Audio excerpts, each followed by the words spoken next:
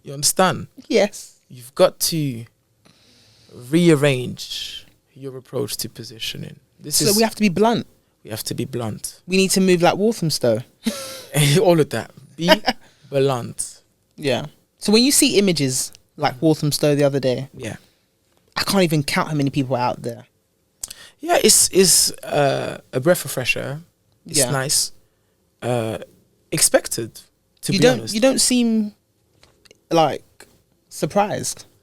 Because there's a bunch of people with sense, and there's also a bunch of people with none.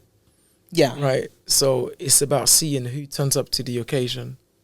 I've also heard from my friend in Birmingham that a lot of people stepped out to support the humans that were threatened by the terrorists, may we call them.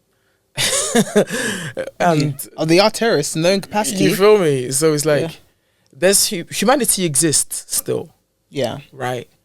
But we understand that politics run humans. So until we put into place situations where malevolent people aren't in charge of us, we have to understand the game of the malevolent person. Understand it. Understand the game that is unfolding in front of us.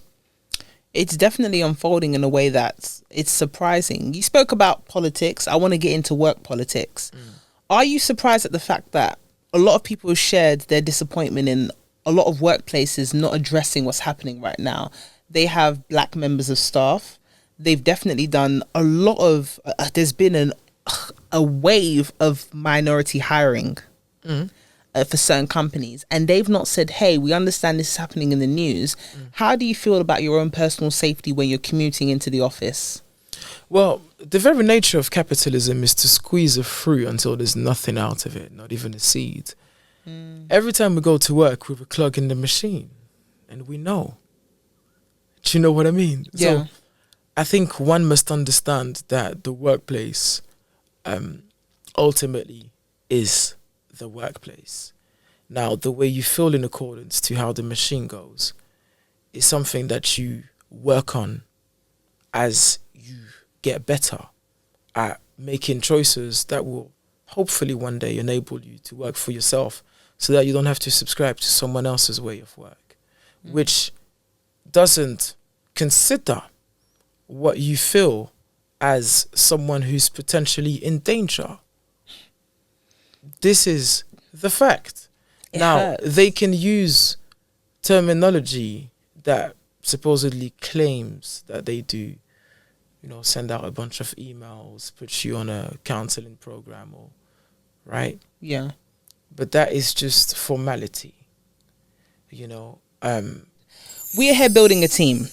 We think it's only rightly so. If you have a skill set, you are paid adequately for it. Hence why we're doing it in this fashion. So if you want to see more from Hey Sis, more stories, more uncomfortable conversations to get to a comfortable place of healing, then link down below in the description box. Contribute in your own way. It doesn't matter how big or small, we're going to make it happen.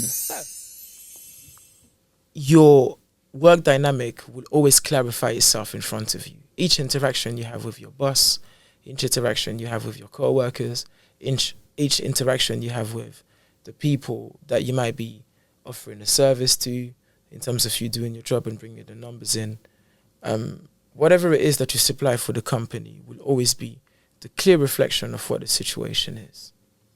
And the situation is capitalism is what rules Europe. I know it's transactional, and listen, I'll be the last person to say that someone that you work for cares for you, but it's very disappointing and disheartening to work in a Western society, to work at a certain level in a certain industry. Yeah. It's very apparent on the news that black people from the Islamic community, the Muslim community, Afro-Caribbean, people are getting attacked on the street. There's videos there. Yes.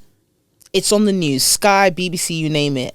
And not even your colleagues, your line managers, directors have not addressed it at all.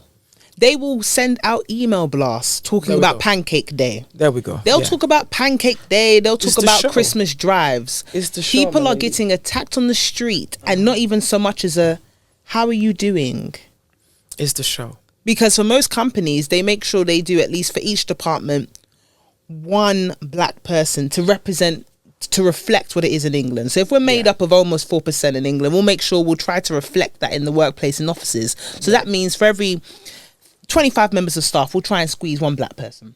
Yeah.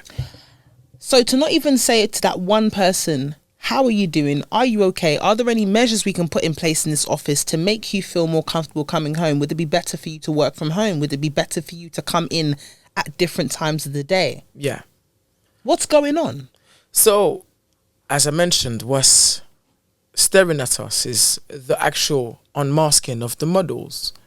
You know, I think we must walk in reality, we must walk in truth, and we must appreciate things for what they are.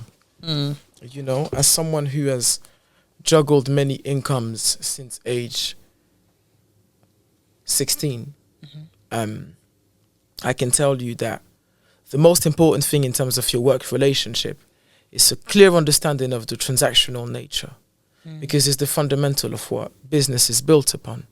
It's built upon, ideally, 50-50 exchange. I give you this, you give me that in return. And as a whole, this should represent totality. This is what it should be in terms of what good business is. Now, when you have the conversation of working for a company, they want to get as much of the worker as possible whilst paying them as little as possible. So already it shows imbalance. And you must be acquainted with that. You know, Rich Dad Poor Dad says a job stands for just over broke. Right? You read that one, yeah? Come on, man. Of course. So man needs to know that. Yeah. That situation is just bills, hopefully savings and maintenance. Maybe Outings. You get me? Outings. Try squeezing. Speaking of outings, yeah. What's your opinion on making friends at work? I think it requires maturity. No, honestly, I had to sigh for that one, because this is what you see, you see that people are at different places in their lives. We're all trying to get somewhere, but this is a means to an end for most of us. Yeah. But people are at different places emotionally and mentally. So friendships require nurturing. Obviously, just because we see each other every day doesn't mean that we're nurturing our friendship, right? We might be seeing each other develop, and it might be a nice feeling. I like to see you grow, and you like to see me do well as well. Cool. You get me? That's a nice feeling. But in terms of us being friends, it's now an involvement in loyalty, right? I must be loyal to you. You must be loyal to me, right? And if it means different things to different people, you're taking a risk. Do you know what I mean? I think it's very important that you understand relationship for what it is. It will involve exchange. It will involve effort from your behalf, and it will involve effort from other people. For you to stand strong and say, this person is my friend, there should be demonstration of that friendship. You know, the fact that you see each other every day doesn't always reflect friendship, you know. But I think respect should be mutual ultimately, and we should always move with diplomacy. Oh, we would hope so. So with the current climate that's going on with London, there's riots going on, there's attacks, there's been attempts to come down to the south of England. We've seen a big pushback from certain communities, like we mentioned, Walthamstow, saying we're not having it. What do you feel like the next couple of weeks are going to look like? The landscape of England, what are we looking at right now? I think our community needs to have networks of communication in terms of how we move as a unit. I think it's not worth us being any more involved than we should. How so? I think if we could not involve ourselves in unrequired conversation, such as entertaining the racists that are blatantly out to damage the citizen of England, it would be a plus. Yeah. Just don't entertain the noise. You know, focus on building our unit through being the best that we can. Yeah. Because we can. This entire thing is just a show. we must understand our involvement within that show. Yeah. And not tap dance, like some famous people like to say in the US, not tap dance for white people. Not for Massa, no. Don't do that. Yeah. Build for yourself and your people, them. Yeah. So we got to refocus, realign. Nells, it's always a blessing to have you in the building, Come man. on. Hey, Sis HQ, you've Come given on. us some gems today. Come on. Before we go, is there anything that we need to let the people know about? Is there a final takeaway from yourself in regards to your opinion on what's going on right now? Before I go in, I want to big up Princess. Thank you for the t-shirt. Well, t-shirt, the jumper. She also gave me a couple of other items as well. IDOT wears.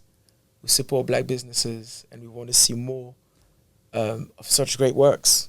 And so what you were saying, that's DLT wears. IDOT.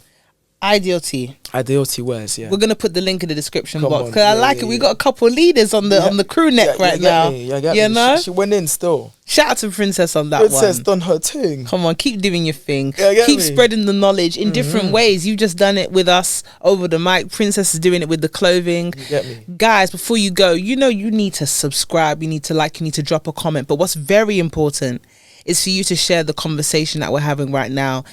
And like Nells said, because he hit the nail on the head, we don't need to entertain the foolery. We need to realign and refocus on what's important. And of course, I got to talk about it. We're building something here at Hey Sis. We're spreading a message through one of the most powerful mediums to ever be on this earth, and that's through media. That's through news. That's through knowledge. Down below, we're building a team. We'd really appreciate you contributing, whether it's big or small. It's very significant. Before doing all of that, you've been listening or watching to another banging episode of Hey Sis. Stay blessed. Blessings. Let me put it on you, no time for chit chat. Because she moved like a queen, and I like what I see, and I wanna get more of that. I undress and he blows success. Lay down as you decompress. Come mine and forget the stress. Got the 9 to 5 cause he tryna change his life. He can't help it but to show his bad side. So for me Jesse when he want that good ride. Follow my stride, you know you want a good time. Pick any card, I know it won't decline. He know how to please me, never tease me. Keep me in Givenchy, laced in Gucci. Quick take the keys and drive to Chelsea. Eat a Scalini, order linguine. He ordered the chateau, we got it to go. Then flew to the chateau, you already know. Friends telling me they see the